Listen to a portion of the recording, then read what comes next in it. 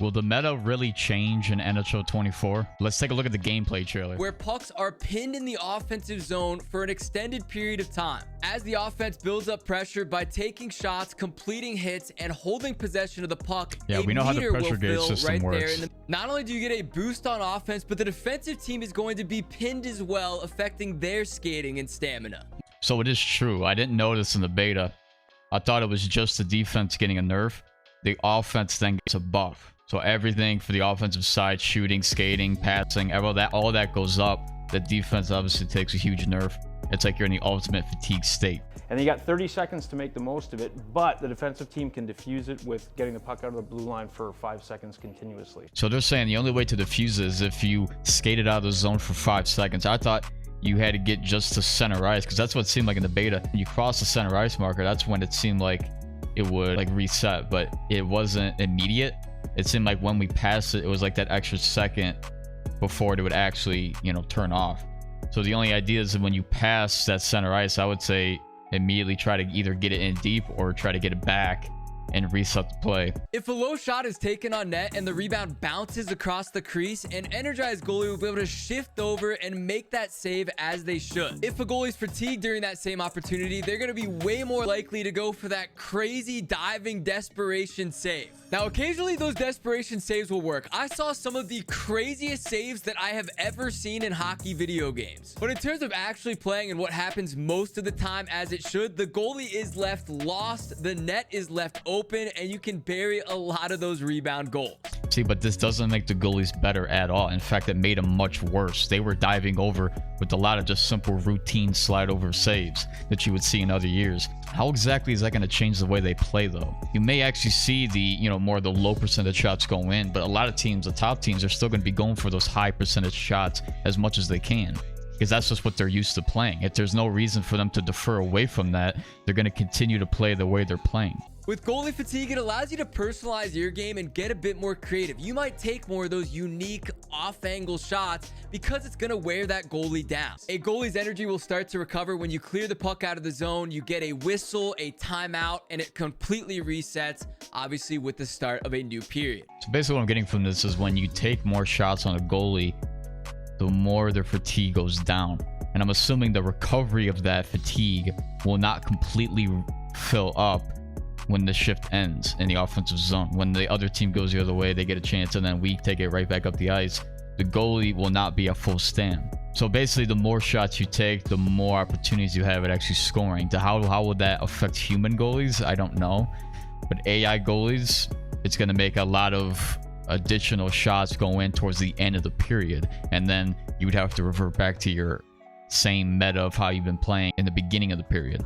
These two features combine to make this one of the most different feeling NHL games we've had in a long time, and Mike even said that himself. It may not be true if what they're trying to impose doesn't create a great enough incentive to change over the current metas of the game. So how does an esports team play? They prioritize puck possession. They want to control the puck into the zone. They want to look for the goal 1T opportunity. They want to look for the cut play for close corners. They want to look for the behind the net passes up tight. They want to look for those constant high percentage shots, because that's going to guarantee them more goals than if they were to simply take a low shot, rebound, whatever shot. And then when the other team gets it, they like to all retreat back to their blue line and trap it up. So they have all 5 guys back behind the puck. So it lessens the opportunity of the other team being able to skate it in. It cuts off the lanes. They have everybody in front of somebody, so they're not getting beat. Basically, they want to have total control over the game, over something that doesn't necessarily guarantee that. What this style is trying to get you to do is dump the puck in, forecheck deep into the zone, body check, get the puck back, create opportunities off those weird off-angle shots, and sort of funnel the puck to the net like you would see in a real hockey game. The reason esports teams don't do that is when you dump the puck in, there's no guarantees that you're going to get that puck back. When you forecheck deep into the zone, you may over pursue, right? That's a risk. When you take those low percentage shots, there's no guarantees you're going to get that puck back.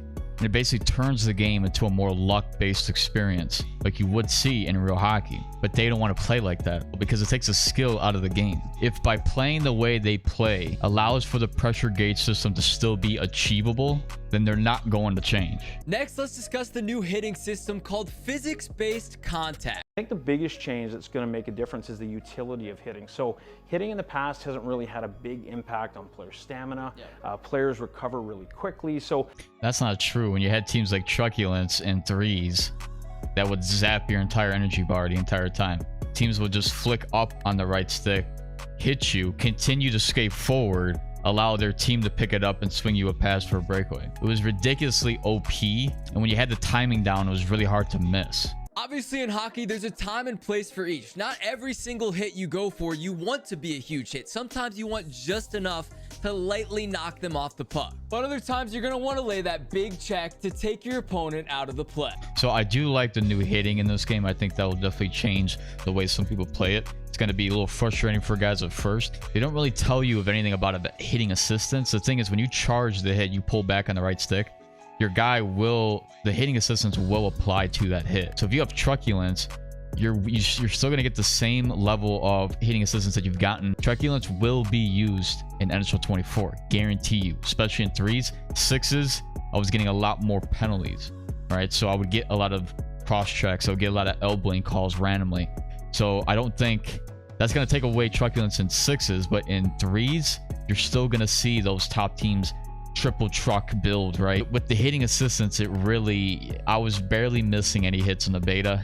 That is still not going to change. You along the boards, hit that hip check button, and they'll go flying. So the hip check 2 was a little bit too OP. You sort of just touch somebody, like you barely skate into them, you're flipping them over your back, right? Just like I said before. That needs to obviously get tweaked. But the thing is, if you see a lot of players that sort of get frustrated with the new hitting system, they're going to revert to something like the hip check where they can just hold one button if you're on the new total control scheme, whatever, layout, button layout. But see, I don't necessarily like that because that steers away from the realism of the game. I'm assuming they're going to maybe address that.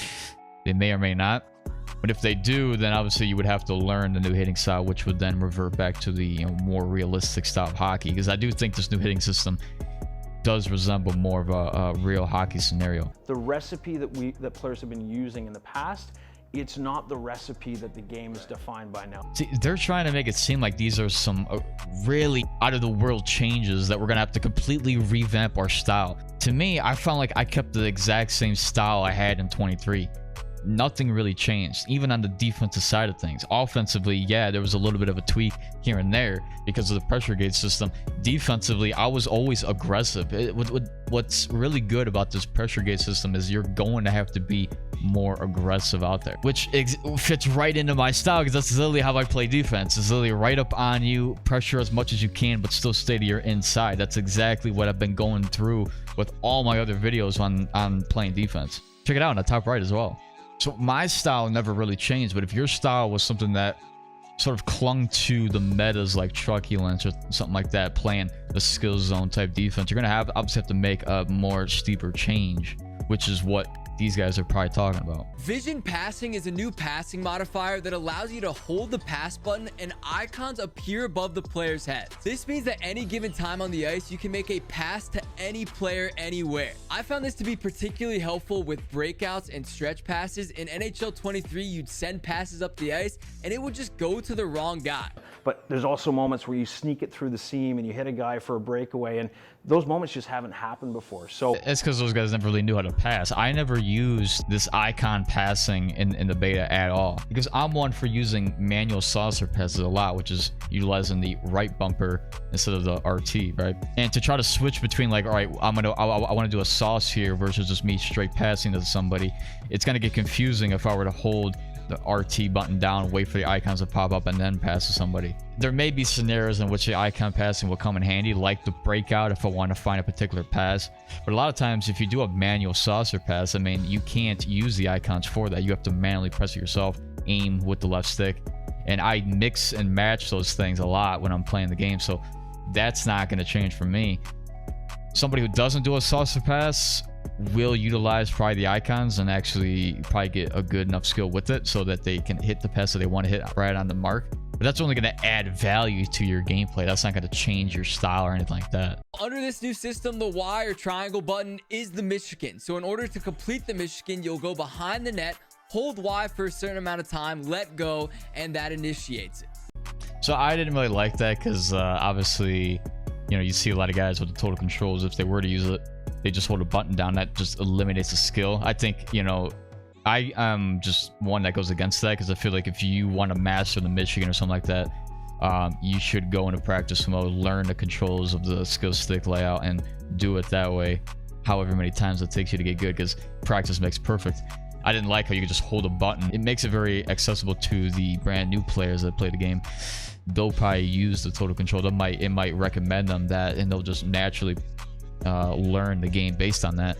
So I guess it's good. It's a little bit, you know, new player friendly, but it doesn't make sense for it to like work for those new guys. I mean, again, I get the incentive of what they're trying to like steer. They're trying to get more creative guys in there to like actually do these plays and actually pull it off and have it seem like this impossible geek to learn. But as far as like the Michigan, it's not something you see on a regular basis in the NHL. You'll see it from time to time, but it's not something you see like every single game. And I feel like you would see a lot of guys just going for these deeks. Oh, I almost forgot to mention there is a reverse hit button now, so any player has the ability to reverse hit. It's still tough to do, but you can do it. So I was seeing this reverse hit was actually used. When it was used, it was very OP.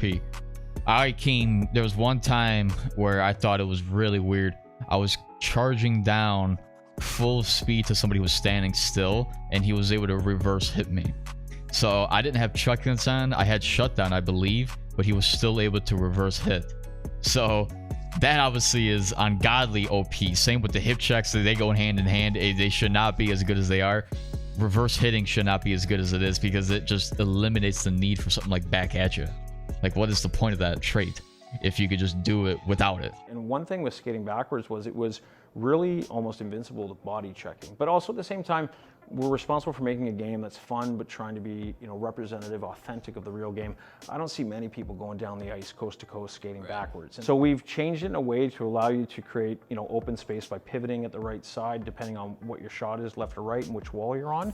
But it was about pulling out an exploit, trying to get the game to be a little bit more hockey, and making sure people can't manipulate the experience and affect other people. It doesn't change that drastic. I think maybe for HUT players, they did it like religiously, right? They would just constantly be backscanning because they were playing computers, and then even a human player too, and they wouldn't have these guys really hitting them as much, right? So there wasn't a need for them to not, you know, move the puck very quickly when you were playing something like HUT. 6v6 EASHL, you don't see a lot of time to backskate. You would have to move the puck because everybody's collapsing on you. You have at least one or two guys doing that. If you can bait the puck, you know, you do a little one move there and then you were moving it. You don't see, it wasn't something that's like game changing, like at least in a sixes environment.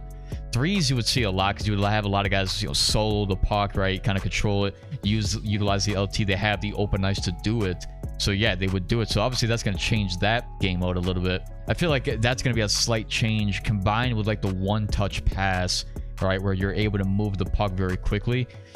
You kind of get rid of an exploit that doesn't really make sense. I agree with that, and it sort of brings in the need for one-touch passes. You're going to see that a lot more with like sixes teams, threes teams being able to sort of utilize their teammates more in a quicker, effective way. It relies more on chemistry with your teammates. That all of this is just something that I really love. The new instinct system allows experienced goalies to try to predict where they think the shooter is going to go. For example, if you're in a World of Chell game and see that their center has been sniping you glove side over and over again, you can start to predict where those shots are going. If you guess correctly, you'll get a boost and have a better shot of pulling off that save. And if you guess wrong, well, you guessed it, a better chance of it going in. I think that adds nothing but value to the goaltender spot.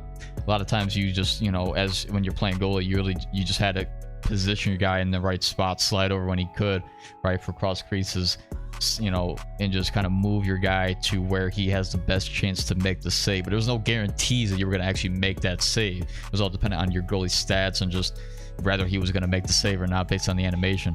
If it works, it's going to be an amazing feature for a lot of experienced goalies like it was just mentioned. So that's it for the trailer. Based on this trailer, I don't think the style really changes. Again, it just depends on what your sort of meta was, your own, like what your style was in 23. It's not a drastic change though. You want to eliminate the luck from the game in a competitive scenario like that, but you want to give people a more realistic look of the game of hockey that you're actually trying to simulate. I feel like it's going to really come down to the pressure gauge system, and whether that forces a change of what they do in the offensive zone, because that's going to force a change on what they do in the defensive zone too. Those are things that I still don't quite know. We're going to have to see really when the game comes out if that is something that does change. And obviously you add mechanics like this into the game, like the pressure gauge system, trying to give the incentive to make that change to a more realistic hockey experience, real hockey style. It's not something that you want to see in a competitive environment, because then it changes the skill from the game. It adds more of the luck feature that you see in real hockey. I think it's a positive trailer. Beta was pretty good too. I already did a video on that. You can go check that out. And just let me know what your guys' thoughts are on all this as well, and what style you prefer. And I'll see you guys in the next one.